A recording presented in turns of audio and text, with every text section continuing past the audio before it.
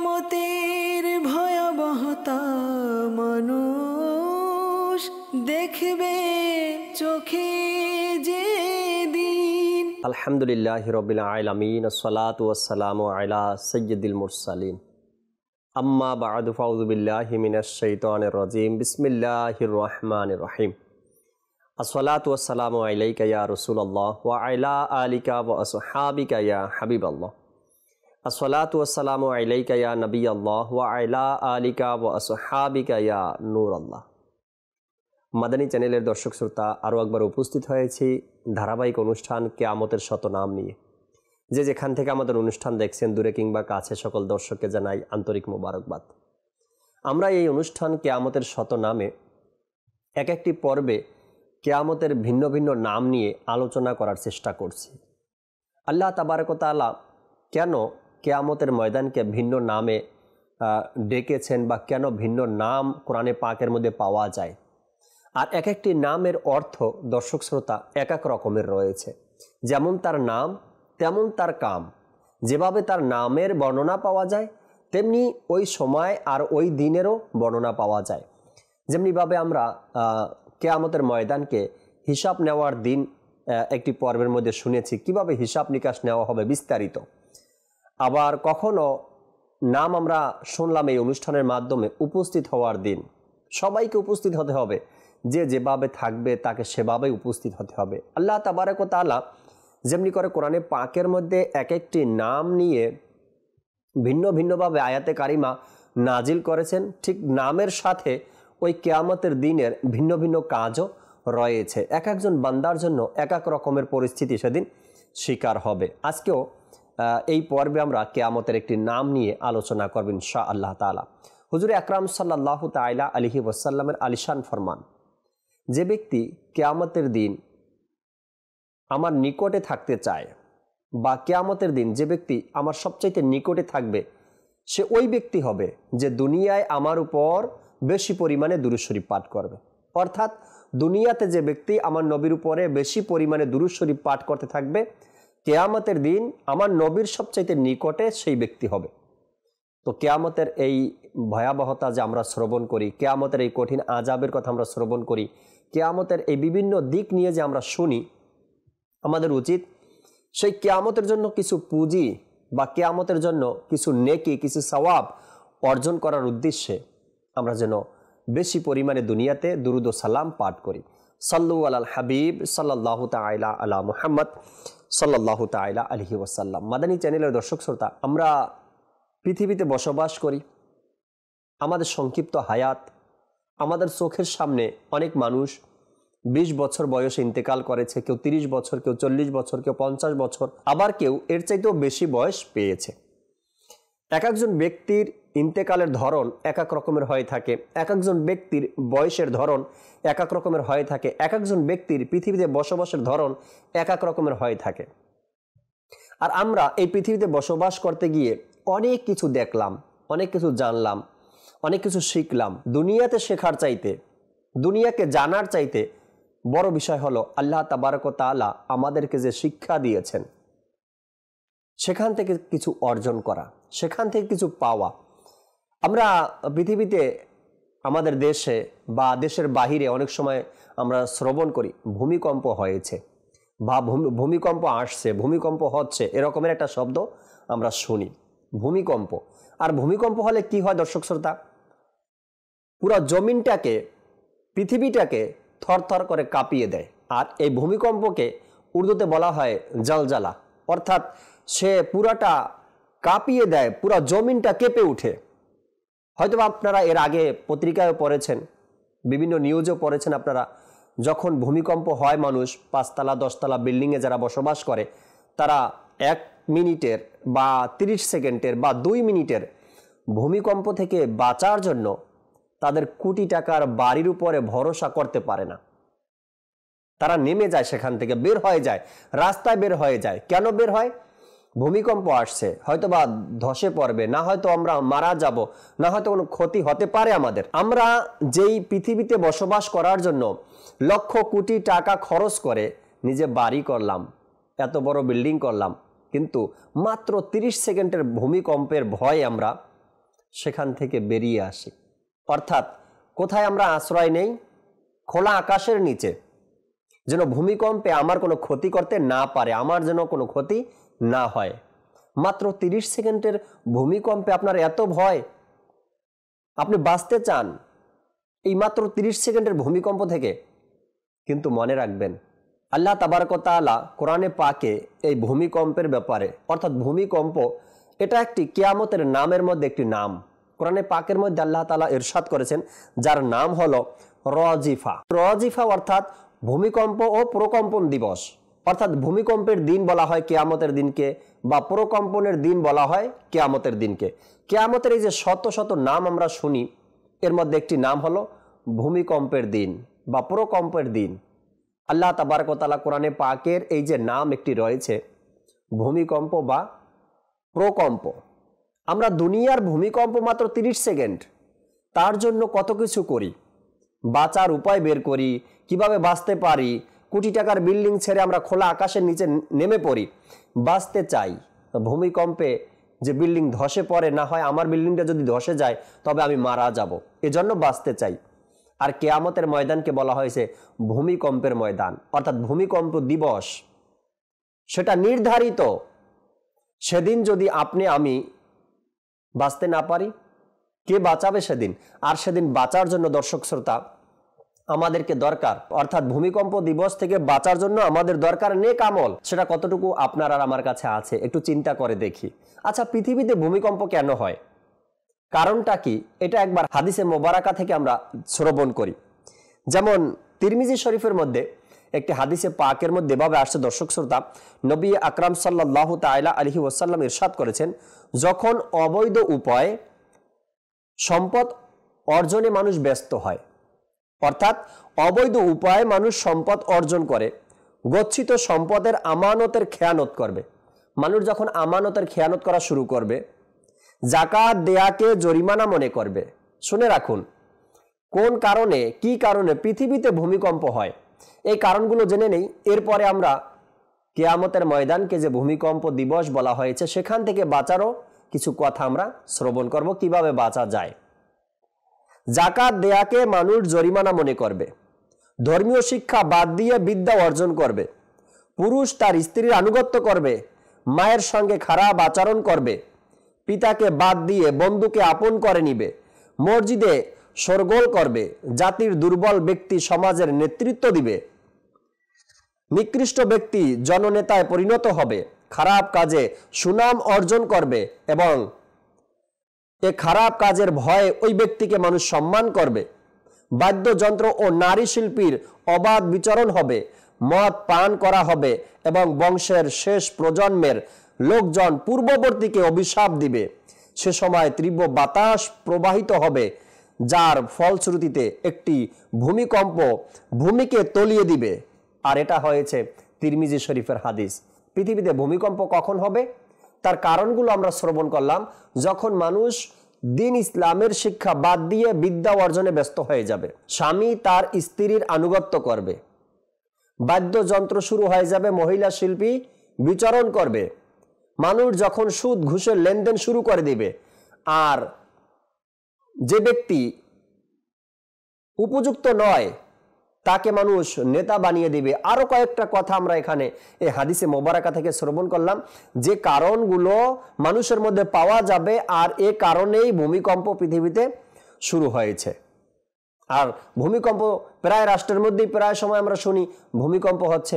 কেন হচ্ছে?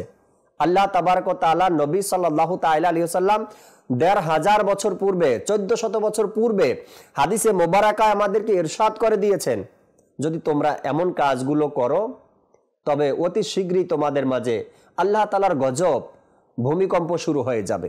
আর পৃথিবীতে ভূমিকম্প থেকে বাঁচার জন্য অনেক হাদিসে মোবারকা রয়েছে। এর মধ্যে কেবলা শাইখে তরিকাত আমির আহলে সুন্নাত দামাত বারকাতুহুল আলিয়া নফল নামাজের কথা বলেছেন, নফল রোজার কথা বলেছেন, এরপরে দান সৎকার কথা বলেছেন, নেক আমলের কথা বলেছেন। এই কাজগুলো যখন আমরা বেশি করব, তো আমাদের দেশ, আমাদের সমাজ ভূমিকম্প থেকে রক্ষা থাকবে নেক আমলের মাধ্যমে। যদি পৃথিবীতে আমরা নেক আমল করার কারণে আল্লাহ তাবারক ওয়া তাআলা ভূমিকম্প থেকে, এই ক্ষতি থেকে, এই গজব থেকে আমাদেরকে রক্ষা দেন, সেই আমল আর সেই ইবাদত কাল কিয়ামতের ময়দানকে যে বলা হয়েছে, সেই দিবসে যদি আমরা বাঁচতে চাই, সেই দিনে যদি আমরা বাঁচতে চাই, সেই ভূমিকম্প থেকে যদি আমরা রক্ষা পেতে চাই, তবে আমাদেরকেও পৃথিবীতে আমলের মাধ্যমে এই জীবনকে অতিবাহিত করতে হবে। আজ পৃথিবীতে যখন ভূমিকম্প শুরু হয় দর্শক শ্রোতা, কেউ না কেউ আমাদেরকে ডেকে দেয়। যদি সময় থাকে, 30 সেকেন্ড সময় যদি হয়, ভূমিকম্প ডাকার কোনো সুযোগ নেই, নিজের মতো নিজে বাঁচতে শুরু করে। আর যদি কোনোভাবে পেপার পত্রিকায় অ্যাডভান্স অগ্রিম আমরা জেনে যাই যে এত তারিখে ভূমিকম্প হওয়ার সম্ভাবনা রয়েছে, তো সবাই আমরা অ্যাক্টিভ হয়ে যাই। ভূমিকম্প আসার আগেই কোনো মতে যদি আমরা একটু টের পেয়ে যাই, তবে আমরা সাবধান হয়ে যাব। একবার বাংলাদেশের এক পত্রিকার মধ্যে এসেছে দর্শক শ্রোতা, ভূমিকম্প আসবে বা ভূমিকম্প শুরু হয়েছে। কোনো ব্যক্তি তা একটু টের পেয়েছে যে হ্যাঁ ভূমিকম্প শুরু হয়েছে। একটা 6 তলা বা 7 তলা একটা বিল্ডিংয়ে, সেখানে মানুষ কর্মজীবী অবস্থায় কাজকর্ম করছে, অফিস আদালত করছে। তো সেখান থেকে তাড়াহুড়া, কে আগে নামবে নিচে, কেননা ভূমিকম্পের সময় বিল্ডিংয়ে থাকতে চায় না মানুষ, বিল্ডিংয়ে থাকা সম্ভব নয়, যে কোনো সময় দুর্ঘটনার শিকার হতে পারে। তো সে নামতে গিয়ে যখন হাজার হাজার মানুষ সিঁড়ি দিয়ে নামতে ছিল, একজনের পায়ের নিচে অপরজন পড়ে গেল। তো এভাবে হয়তো বিল্ডিংয়ের কোনো ক্ষতি হয়নি, সে ভূমিকম্পে ওই বিল্ডিংয়ের কোনো ক্ষতি করতে পারেনি, কিন্তু তারা নিজেকে বাঁচাতে গিয়ে মানুষের পায়ের নিচে পড়ে গেল, আর সেখানে 2-4 জন আহত হয়ে গেল। একটা ছোট্ট উদাহরণ, পৃথিবীতে ভূমিকম্প হলো, কেউ না কেউ বাঁচানোর আছে, কেউ না কেউ সতর্ক করার আছে, আবার বাঁচার কোনো না কোনো রাস্তা পাওয়া যায়, আগে অ্যাডভান্স শোনানো হয়, অগ্রিম আমরা জানতে পারি অমুক তারিখে ভূমিকম্প হওয়ার সম্ভাবনা রয়েছে, বা হলেও কেউ না কেউ আমাদেরকে ডেকে দেয়, জাগিয়ে দেয়, ঘুমিয়ে থাকলে ডাক দিয়ে দেয় যে উঠে যাও ভূমিকম্প চলছে। দর্শক শ্রোতা, কিয়ামতের ময়দানের নাম দেওয়া হয়েছে ভূমিকম্প দিবস। কেউ কাউকে সেদিন ডাকবে না, কেউ কাউকে সেদিন বাঁচানোর চেষ্টা করবে না। ভূমিকম্প দিবস মানে ভূমিকম্প থরথর করে কাঁপতে থাকবে, মানুষ নিজের বাঁচা নিজে বাঁচতে থাকবে, নিজের বাঁচা নিজে বাঁচবে। ছোটবেলায় দর্শক যখন আমরা গ্রামগঞ্জে দেখতাম কি ভূমিকম্প আসছে, তো সব মানুষ দৌড় দিয়ে পুকুরের পাড়ে গিয়ে দাঁড়াতো। এখানে একটা ছোট্ট রহস্য, হয়তোবা আমরা অনেকেই জানি, অনেকে জানি না। যখন ভূমিকম্প হয়, তো ভূমিকম্পের কারণে পুকুরের যে পানি আছে, পানিগুলো এভাবে অনেক সময় এই পাশে চলে আসে, আবার অনেক সময় এই পাশে চলে আসে। অর্থাৎ যখন নৌকা একটা নৌকা নদীর মধ্যে চলন্ত অবস্থায় থাকে আর ঢেউ আসে, ঢেউ আসলে নৌকাটা কখনো এদিক হয়ে যায়, আবার কখনো এদিক হয়ে যায়। ঠিক পুকুরের পানিটাও ভূমিকম্প যখন শুরু হয় তখন উপরের দিকে উঠে যায়, আবার নিচের দিকে নেমে যায়, এভাবে করে। তো গ্রামের মানুষ এই দৃশ্য দেখার জন্য ভূমিকম্পের সময় পুকুরের পাড়ে গিয়ে দাঁড়ায়।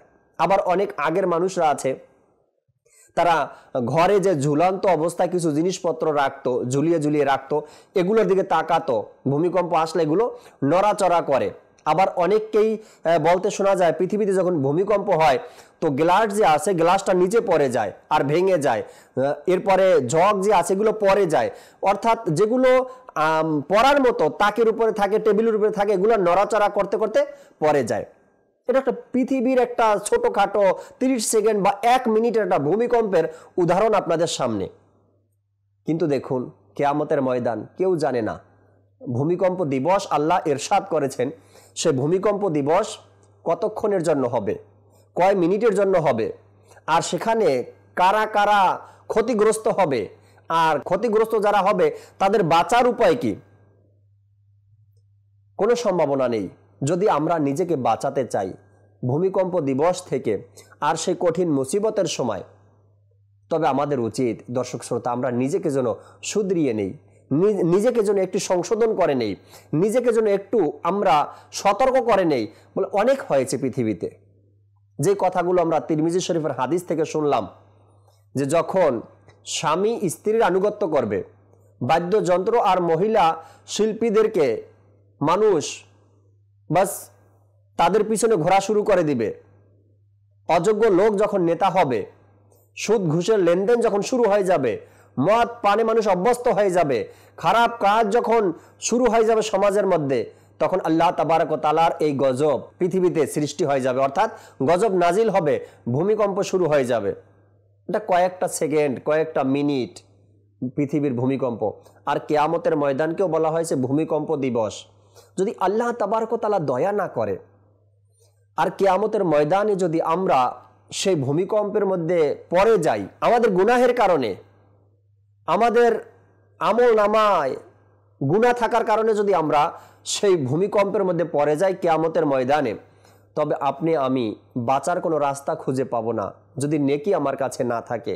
আর শাফাআত করনেওয়ালা নবী হুজুর আকরাম সাল্লাল্লাহু তাআলা আলাইহি সাল্লামের সুন্নতের উপর যদি আমাদের আমল না থাকে, তবে আমাদের বাঁচার কোনো উপায় সেদিন থাকবে না। তিরমিজি শরীফের যে হাদিসে মোবারকা দর্শক শ্রোতা আমরা শ্রবণ করলাম, এই হাদিসে ভূমিকম্পের কারণগুলো উঠে এসেছে যা বর্তমানে পৃথিবীতে দেখা যায় বারবার। আর এই কার্যগুলো কিয়ামতের আলামতও বটে, যাতে মানুষ মহান আল্লাহর নিকট তওবা করে পাপ কর্ম ছেড়ে দিয়ে খারাপ কৃতকর্মের জন্য অনুতপ্ত হয়, আল্লাহর দিকে ধাবিত হয়। আর এই আলামতগুলো, এই দৃশ্যগুলো এখনো দুনিয়ার জমিনে দেখা যায় যে ধর্মীয় শিক্ষা বাদ দিয়ে বিদ্যা অর্জনে মানুষ ব্যস্ত হয়ে যাবে আর পিতাকে বাদ দিয়ে বন্ধুকে আপন করে নেবে। আর এগুলো এখন পৃথিবীতে আপনি পাবেন, আপনার আশেপাশে আছে। পিতাকে মানুষ এখন শত্রু ভাবে আর বন্ধুকে আপন করে নেয়, মনে করে বাবার চেয়ে বন্ধুই আমার বেশি আপন। এরপরে নিকৃষ্ট ব্যক্তি জননেতায় পরিণত হবে, খারাপ কাজে সুনাম অর্জন হবে। স্বাভাবিক এগুলো চলছে এখন। আর এগুলোকে বলা হয়েছে পৃথিবীতে ভূমিকম্পের একটা কারণ, যা মানুষের মধ্যে পাওয়া যায়, যাতে মানুষ মহান আল্লাহর নিকট তওবা করে আর খারাপ কাজ থেকে তারা ফিরে আসে। সামান্য ভূমিকম্পে যদি বহু শখের সম্পদের মায়া ছেড়ে মানুষ খোলা আকাশের নিচে চলে যেতে পারে, এটা পৃথিবীর জন্য সম্ভব। আপনি ভূমিকম্প আসলো আর আপনি কোটি টাকার বাড়ি ছেড়ে আপনি খোলা আকাশের নিচে গিয়ে দাঁড়ালেন, রাস্তায় নেমে গেলেন, কিন্তু কিয়ামতের ময়দানে কোথায় গিয়ে দাঁড়াবেন, কোথায় নামবেন? কিয়ামতের ময়দান তো আপনাকে বের হওয়ার কোনো সুযোগ দেওয়া যাবে না, আর সুযোগ হবেও না, আপনি আমি বের হতে পারবো না। আমাদেরকে উচিত হলো আমরা একটু শিক্ষা গ্রহণ করি আর আল্লাহ তাবারক ওয়া তাআলা যে হুকুমগুলো আমাদেরকে করেছেন এই কাজগুলো যেন আমরা ঠিকমতো করি, আর যেগুলো কোরআনে পাকের মধ্যে নিষেধাজ্ঞা আসছে তা থেকে যেন আমরা বেঁচে থাকি। আর শরীয়ত আমাদেরকে যেভাবে হুকুম দেয় শরীয়ত মোতাবেক যেন নিজের জীবনকে পরিচালনা করি। আর হাদিসে মোবারকার মধ্যে যেভাবে ইরশাদ করা হয়েছে দুনিয়াতে কিভাবে আমরা ভূমিকম্প থেকে বাঁচতে পারি, দুনিয়াতে কোন কোন কাজের কারণে ভূমিকম্প আসে আর কোন কোন কাজের কারণে আল্লাহ তাবারক ওয়া তাআলা মানুষকে ভূমিকম্প থেকে বাঁচিয়ে রাখে, কিয়ামতের ময়দানকে যে ভূমিকম্প দিবস বলা হয়েছে সেখানে বাঁচার উপায় কি রয়েছে। আর কিয়ামতের ময়দানে আমি যদি বাঁচতে চাই, কিয়ামতের ময়দানে যদি আমি সুরক্ষা থাকতে চাই, কিয়ামতের ময়দানে যদি আমি নিজেকে পাপ মুক্ত রাখতে চাই, কিয়ামতের ময়দানে যদি আমি আল্লাহর দিদার পেতে চাই, কিয়ামতের ময়দানে যদি আমি আমার রসুলের শাফাআত পেতে চাই, তবে আমাকে কি করতে হবে সেই কথাগুলো হাদিসে মোবারকার মধ্যে বলে দেওয়া হয়েছে। শরিয়াত বা ইসলাম, দিন ইসলাম আমাদেরকে এর শিক্ষা দেয় কিয়ামতের ময়দানে আপনি আমি কিভাবে বাঁচতে পারি। পৃথিবীতে ভূমিকম্প শুরু হলে বাবা সন্তানের হাত ধরে রাস্তায় বের হয়ে আসে, অর্থাৎ ঘর ছেড়ে বাইরে বের হয়ে আসে। কিয়ামতের ময়দানে বাবা সন্তানের হাত ধরার সুযোগই থাকবে না যে চলো এখান থেকে বেরিয়ে যাই, ভূমিকম্প শুরু হয়েছে কিয়ামতের ময়দানে, সুযোগ নেই, হবে না, সম্ভব নয়। বাবা নিজের জন্য ইয়ানুপসি করতে থাকবে। তখন আপনার নেক আমল দিয়ে আপনাকে বাঁচতে হবে। যদি নেক আমল থাকে তবে আল্লাহ তাআলার দয়ায় সেই ভূমিকম্প আপনাকে হয়তোবা নাও দেখতে হতে পারে। আর যদি নেক আমল না থাকে, যেহেতু আল্লাহ তাবারক ওয়া তাআলা কোরআনে পাকের মধ্যে ইরশাদ করে দিয়েছেন রাজিফা, ভূমিকম্প দিবস, অবশ্যই তার সম্মুখীন আমাদেরকে হতে হবে, সেটা আমাদেরকে অবলোকন করতে হবে। আমাদেরকে ভয় করা উচিত, চিন্তা করা উচিত আমি নিজে বাঁচতে চাই, আমার পরিবার পরিজনকে বাঁচাতে চাই, আমার আত্মীয় স্বজনকে বাঁচাতে চাই, যাতে করে কিয়ামতের ময়দানে সকল মানুষের সামনে আমাকে অপমানিত হতে না হয়, আমাকে যেন কষ্ট পেতে না হয়, আমাকে যেন ভোগান্তির মধ্যে পড়তে না হয়, হতাশার মধ্যে পড়তে না হয়, যাতে করে আমি সেখানে সম্মানের সাথে মুসলমানদের কাতারে দাঁড়াতে পারি, সেখানে যেন আমি সম্মানের সাথে নবী পাক সাল্লাল্লাহু আলাইহি সাল্লামের শাফাআত অর্জন করতে পারি, আর শাফাআত অর্জন করে যেন আমি জান্নাতে যেতে পারি। এই আশা রাখতে হবে। আর এই আশা রেখে আমাদেরকে আমল, ইবাদত, রিয়াজত, খৌফে খোদা, ইশকে রসুল অর্জন করে এই মোতাবেক নিজের জীবনকে পরিচালনা করতে হবে। আল্লাহ তাবারক ওয়া তাআলা আমাদেরকেও এই ভূমিকম্প পৃথিবীর ক্ষতি থেকেও বাঁচাক, আর কিয়ামতের ময়দানে এখানে ওই ভূমিকম্পের ক্ষতি থেকে আল্লাহ তাআলা আমাদেরকে হেফাজত করুক। আমিন বিজাহিন নাবিল আমিন সাল্লাল্লাহু তাআলা আলাইহি ওয়াসাল্লাম। সাল্লু আলাল হাবিব সাল্লাল্লাহু তাআলা আলা মুহাম্মদ সাল্লাল্লাহু তাআলা আলাইহি ওয়াসাল্লাম। কিয়ামতের ভয়াবহতা মানুষ দেখবে চোখে যে